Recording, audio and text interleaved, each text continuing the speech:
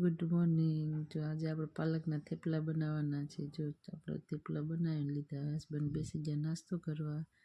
પછી આપણે ફટાફટ કરી લીધું કામ. અમારા ભાઈ આવી ગયા. જો પછી મેં એને બનાવી દીધી ટમેટાની ચટણી.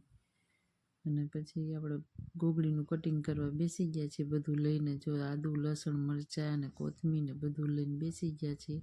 અને ફટાફટ કરી નાખ્યું ઝીણું ઝીણું કટિંગ, કેમ કે એમાં તો એ જ હાલે. જો આપણું કટિંગ જો છે ને મસ્તીનું.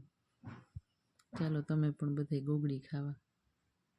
પછી આપણે બનાવી લીધું રબડું, પછી હિંગ ને આજો કેવી મસ્તી કરે છે. જો રસોઈ કરતા હોય ને એટલે તો ચાયને હેરાન કરે. પછી આપણે ચણાનો લોટ, મીઠું, હિંગ અને બધું એમાં નાખી દીધું. બસ એટલું જ મિક્સ કરવાનું હોય અને લીંબુ હોય. પછી આપણે જો બનાવવા માંડ્યા ગોગડી. ઘણખરાને તો મારી ગોગડી ભજીયા જેવી લાગી હતી, પણ પહેલાં આજ તો બહુ મસ્ત બની હતી. જો અમારા ભાઈએ કે બહુ મસ્ત બની હતી. જો પછી આપણે પણ બેસી ગયા લઈને. ચાલો તમે બધાય. પછી અમારો ભૂરો જો ચાલ મને જલ્દી અમારો ભૂરો જમે ને ત્યાં તમે બધાય સબસ્ક્રાઈબ કરી દો. હાલો.